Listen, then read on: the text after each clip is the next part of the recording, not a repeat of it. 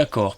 Quand il y a beaucoup de gens à qui j'ai conseillé, notamment en stage, quand un mec m'amène son ampli, c'est pas trop fait pour, parce qu'on bosse, hein, on a des trucs à faire. Mais parfois, un mec il m'amène l'ampli en disant ouais, j'arrive pas à le faire sonner, tout ça. Et comme je te disais tout à l'heure, je trouve très souvent que les gens montent à burne le gain et ensuite se servent du master comme du volume pour entendre plus ou moins. Ouais. Et il y a certains amplis.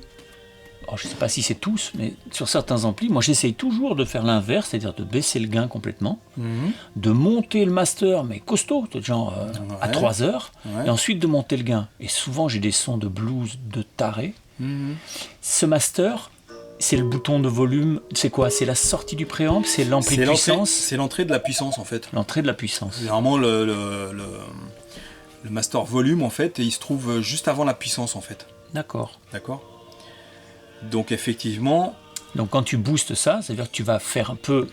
Toi tu m'as dit quoi? Tu préférais quand il est complètement ouvert? Ouais, moi j'aime beaucoup les sons qu'on obtient, mais ça dépend des amplis, hein. Ouais. Mais j'ai fait ça sur des Marshall par exemple, où tu montes le master à 3/4. Tu joues que sur le gain. Et après c'est le gain que tu vas monter un tout petit peu, mais ça crunch déjà comme si l'ampli de puissance amenait un autre crunch. Exactement, tu viens mettre un gros coup de pied dans les tubes de puissance, et du coup t'as une grosse dynamique, un bon headroom. Et t'as du grau, c'est-à-dire que c'est pas ça fait pas bzzz, ça fait vraiment un côté... Oui, t'as un truc bien joufflu quoi. Ouais. Et alors que dans l'autre sens, en fait, tu viens juste saturer le préamp et juste envoyer un petit filet dans la puissance, et du coup ça fait un son un peu maigrelet quoi, un peu aigrelet. Pas très riche quoi, quelque part. Oui, parce que plus il est écrété, plus on a monté le gain, plus ton son il est un peu comme ça. Ouais, il est étriqué, il est compressé quoi, il est moins dynamique. Voilà.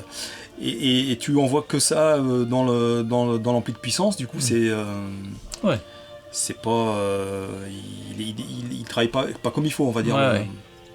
Ouais. Le de toute gars, façon, un ampli guitare, c'est pas linéaire quoi. C'est pas comme limite un ampli hi-fi où tu peux monter, ça monte, etc. Oui. Suivant les positions que tu es, t'as pas le même ampli quoi. T'as pas le même son. Donc il faut vraiment, suivant ton utilisation, trouver la plage qu'il te faut, ce qui te convient par rapport à ton jeu. Enfin, et aussi sur la durée, je trouve. Parfois, t'as certains amplis. Moi, j'ai eu des vieux amplis. Avant, je jouais beaucoup sur des amplis vintage. Maintenant, je joue sur des amplis Val Martins. Parce que le vintage, c'est super. Mais quand tu tournes, il y a un moment, ça fait chier. Mais c'est ce qui fait le charme un petit peu. Hein, ça fait le charme, mais quand t'es planté, que t'es obligé d'avoir 3 amplis sur la route, parce qu'il y en a toujours un qui marche pas. Enfin, toujours un truc qui saute, un machin, un truc.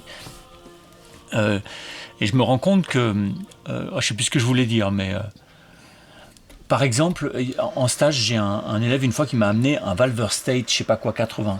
C'est un petit ampli, un peu merdique, Marshall, enfin pas merdique, mais je veux dire, c'est pas des grands amplis quoi. Ouais. Je lui ai fait ça, lui il voulait avoir un son à la CDC. Donc il me mettait le gain à burne, il se retrouvait avec un petit comme ça, les abeilles. Je lui ai dit, mais fais pas ça, baisse ton gain totalement. Ah bon, totalement. Je lui ai mis le master à burne. Et après, quand il a monté à peine son gain, il s'est retrouvé avec un son de cheval, avec son Wolverstedt.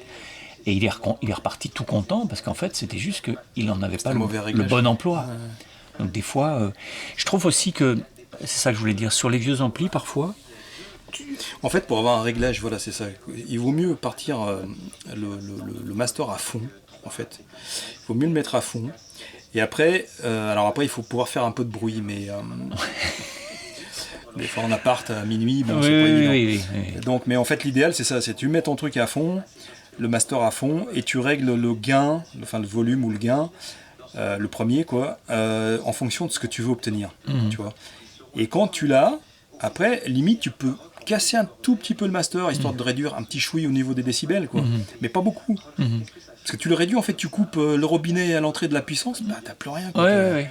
En tout cas, quand tu as pris goût à ça, c'est jouissif. Après, t'as du mal à jouer avec ton master. Pour moi, c'est pas un bouton de volume, le master. Souvent, c'est pris comme ça. C'est pour ça que je voulais... Après, t'as la solution des pédales, si tu veux. Tu mets devant, tu mets des pédales qui font un peu le job, et finalement, tu peux mettre un petit filet, parce que la pédale vient compenser un petit peu sur les fréquences. Ouais, mais après... Mais t'as pas la même sensation que... Oui, c'est ça. Un très bon ampli poussé un peu à blanc dans le rouge. Quand même, t'as beau avoir les pédales que tu veux, ça fait jamais ça, moi, je trouve. La pédale, en fait, elle est là pour... à mon sens, c'est plus pour affiner. Pour amener un petit truc en plus. Oui. Tu sais, c'est comme dans une soupe, tu mets un peu plus de sel ou de poivre. Voilà, c'est ça, c'est un ingrédient en plus.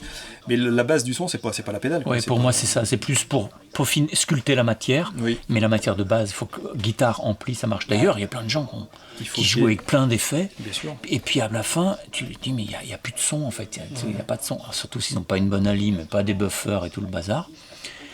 Et tu leur dis, mais branche ta guitare dans ton ampli. Le mec, il est surpris souvent. Ouais.